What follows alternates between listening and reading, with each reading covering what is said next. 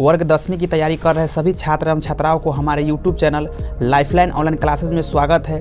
आज हम आप लोगों को संस्कृत के पाठ नंबर 1 जो कि मंगलम पाठ है उसके कुछ महत्वपूर्ण ऑब्जेक्टिव के बारे में अध्ययन कराएंगे, जो कि आने वाले मैट्रिक एग्जाम के लिए बहुत ही महत्वपूर्ण साबित होगी। चलिए बारी बारी से हम लोग इसके ऑब्जेक्टिव को देखते हैं। जो कि पहला नंबर पाठ है मंगलम पाठ, आप लोगों को पता होगा क्योंकि पाठ नंबर 1 तो कोरोना वायरस से पहले जो महामारी अभी फैली, इससे पहले कोचिंग संस्थान खुली हुई थी तो वहाँ पर इसके बारे में पढ़ाया गया होगा।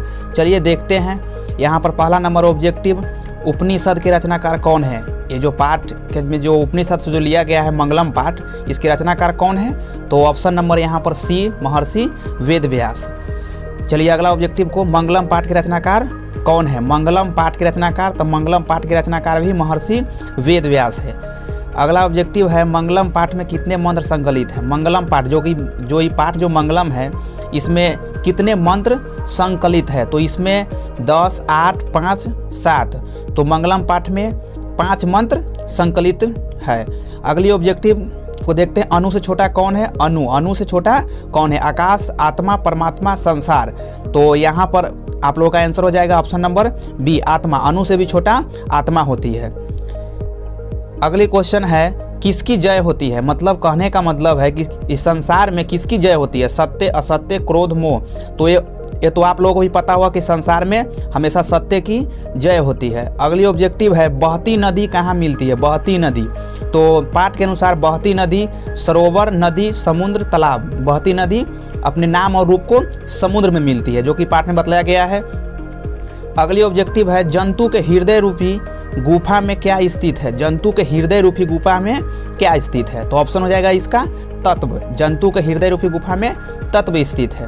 अगला ऑब्जेक्टिव है, ब्रह्मा को प्राप्त करने के विषय में बताया गया है। ब्रह्मा को प्राप्त करने के विषय में बताया गया है, मतलब ये 4 जो ऑप्शन है इसमें से कौन से खंड में ब्रह्मा को प्राप्त करने के विषय में बताया गया है, तो ऑप्शन नंबर डी, मुंडकोपनिषद में ब्रह्मा को प्राप्त करने के बारे में बतलाया गया है।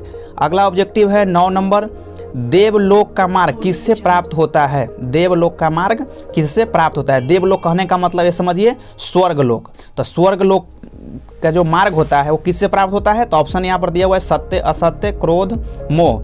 तो ऑप्शन के हिसाब से आप लोग पता है कि अगर स्वर्ग में जाना है तो हमेशा कहा भी जाता है कि सत्य के मार्ग को अपनाना चाहिए, तो ऑप्शन हो जाएगा यहाँ पर ए, सत्य।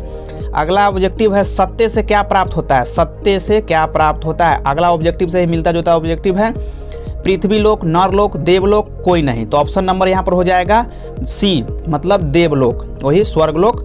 अगला ऑब्जेक्टिव है, मृत्यु को वश में कौन कर लेते हैं। मृत्यु के वश में कौन कर लेते हैं, ऑप्शन मूर्ख, अज्ञानी, विद्वान कोई नहीं, ऑप्शन नंबर यहाँ पर हो जाएगा सी, विद्वान। क्योंकि विद्वान जो होते हैं बहुत ही चतुर होते हैं, तो इसलिए पाठ में बतलाया गया है कि विद्वान मृत्यु को भी अपने वश में कर लेते हैं। अगला ऑब्जेक्टिव है, किसकी जय नहीं होती है। इस संसार में किसकी जय नहीं होती है। सत्य, असत्य, क्रोध, मोह, तो यहाँ पर आप लोगों को पता है कि सत्य की तो जय होती है, असत्य की जय नहीं होती है।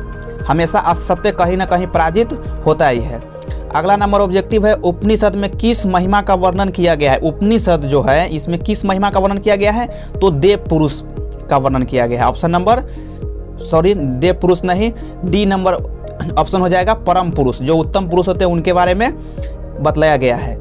अगला ऑब्जेक्टिव है, उपनिषदों की संख्या कितनी है। उपनिषदों की संख्या कितनी है, बहुत ही अच्छा क्वेश्चन है कि उपनिषद की संख्या कितनी है। 109, 108, 105, 111, तो यहाँ पर ऑप्शन दिया है सी, लेकिन ये सी नंबर ऑप्शन गलत है, यहाँ पर बी होगा। उपनिषदों की संख्या 108 है।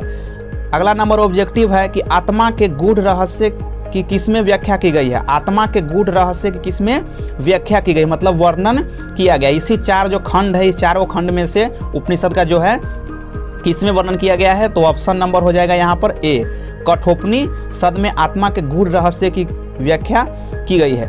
अगला ऑब्जेक्टिव है, परमात्मा की महिमा का वर्णन किसमें किया गया है। परमात्मा की महिमा का वर्णन किसमें किया गया है, ऑप्शन हो गया कठोपनिषद, ईशावास्योपनिषद, श्वेताश्वर, मुंडकोपनिषद, तो यहाँ पर हो जाएगा ऑप्शन नंबर वी। चलिए अगला ऑब्जेक्टिव देखते हैं, ज्ञानी लोग और अज्ञानी लोग में अंतर किसमें बताया गया है।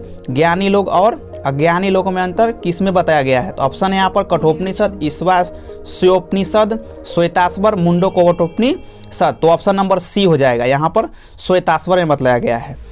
अगला ऑब्जेक्टिव है 18 नंबर, सत्ते का मुंह किससे ढका हुआ है। बहुत ही प्रचलित क्वेश्चन है संस्कृत का, सत्ते का मुंह किससे ढका हुआ है। तो सत्ते का मुंह यहाँ पर दिया हुआ है तांबा, चांदी, लोहा, हिरणमयन पात्र। तो ऑप्शन नंबर हो जाएगा यहाँ पर डी, हिरणमयन पात्र।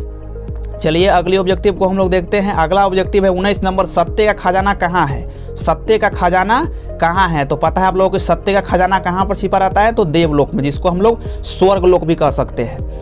चलिए अब यहाँ से इस मंगलम पाठ का ऑब्जेक्टिव खत्म हो गया। अगर वीडियो अच्छा लगा हो तो चैनल को सब्सक्राइब करें, वीडियो को लाइक करें और पार्ट बाय पार्ट करके आप लोगों को जो संस्कृत का जो ऑल चैप्टर है इसके बारे में अध्ययन कराऊंगा। आज के लिए इतना ही। हाँ, अगर किसी को ये नोट PDF के रूप में चाहिए तो हमारा व्हाट्सअप नंबर दिया गया हुआ है इस पोस्टर पर, जो यहाँ पर है 7562898789। इस पर मैसेज करके PDF के रूप में ऑल सब्जेक्ट के नोट प्राप्त कर सकते हैं।